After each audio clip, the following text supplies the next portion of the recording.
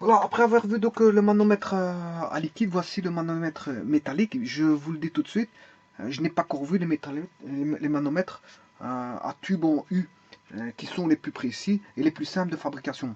Ici, c'est un manomètre métallique qui est peu précis, hein, je vous le dis tout de suite.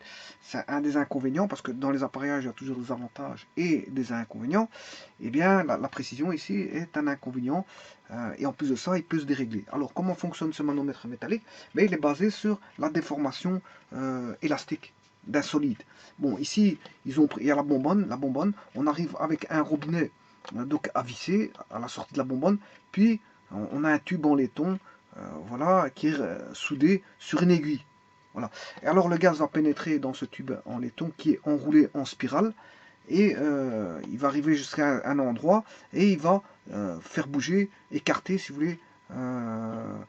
Donc la bobine spiralée va, comme il y a une certaine pression qui est à l'intérieur, elle va bouger parce elle est mobile, hein. C'est pas qu'elle est vraiment fixe maintenue, elle est mobile, et donc elle va se dérouler, elle va bouger, elle va écarter l'aiguille qui va faire une mesure directe. Voilà, parce que là on a une mesure directe, contrairement au manomètre à liquide où là il fallait calculer. On a une mesure et puis il faut la recalculer mais là on a directement une lecture par aiguille, donc c'est une lecture directe, il n'y a pas de calcul à faire. Et donc on va dire que les gaz sous pression pénètrent dans le tube, étant à dérouler si vous voulez le tube, qui est en forme de spirale, et l'extrémité libre donc s'écarte et tire sur l'aiguille qui monte devant le cadran. Ouais, parce qu'il y a un cadran gradué étalonné, bien sûr. Vous comprendrez qu'il y a un étalonnage derrière chaque appareil, et donc fatalement celui-ci ne fait pas exception à la règle. Donc, ce qu'il y a comme avantage, c'est qu'il y a ceux-ci sont déjà plus petits. Sont déjà plus petits. Il faut savoir qu'ils sont plus solides, plus robustes. Ils sont pratiques et ils ont une lecture directe. Mais l'inconvénient, c'est qu'ils sont peu précis, ils peuvent se dérégler. Et en plus de ça, on a un avantage, c'est qu'ils ont une large étendue de mesure. Ils ont une large étendue de mesure. Bon, ici, ils ont utilisé du laiton, mais on peut avoir d'autres types de métal. Le principe de fonctionnement est le même, si ce n'est qu'on utilise un autre métal.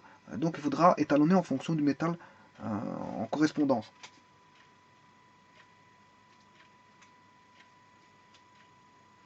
Donc ici, on remarque que la section est ovale, hein, c'est comme ça qu'on les remarque. Les manomètres métalliques, on les remarque par une section qui s'apparente à une section ovale. Et l'enroulement, on le voit tout de suite parce qu'il est en forme spiralée. Spiralée. Voilà. Alors, comment va se faire le calcul de la pression? Ben, vous comprendrez que la pression qui va rentrer quand on ouvrira le robinet de gaz, au travers de la bonbonne qui va passer à l'intérieur, mais la pression va s'équilibrer avec la pression du gaz et la force de pression du métal. Parce que le tube va se déformer jusqu'à ce que la force, on va dire, la force proportionnelle à la déformation, hein, la force proportionnelle à la déformation métallique, s'équilibre avec la force de pression. Voilà, quand il y a l'équilibre, l'aiguille va arriver jusqu'à un certain endroit. Bien sûr, l'aiguille est étalonnée, c'est des appareils calibrés, donc c'est pas un problème. Et il va aller faire une lecture directe avec une échelle toute faite, calibrée par rapport au calibrage, à l'étalonnage. Donc on pourra faire une lecture de pression. Voilà. Si ce n'est que l'appareil là est peu précis et qui peut se dérégler. Le problème il est là. Mais en tout cas il est plus petit. Il est plus petit. Quand on regarde bien le manomètre à liquide, c'est un appareil qui est encombrant. Hein. Bon, le manomètre à liquide il est encombrant. Il était fragile, hein, fragile et pesant. Alors que celui-ci, ben, il est déjà plus petit. Il est déjà plus costaud, plus solide, plus robuste. Voilà, en plus de ça, c'est une lecture directe et c'est très bien. Et voilà, il est pratique d'utilisation si vous voulez.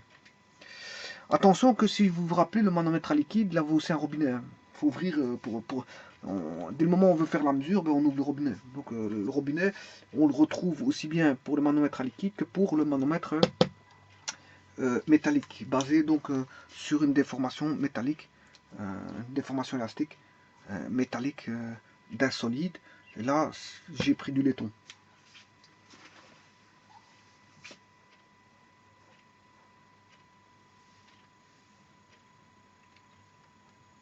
Voilà, je vous remercie.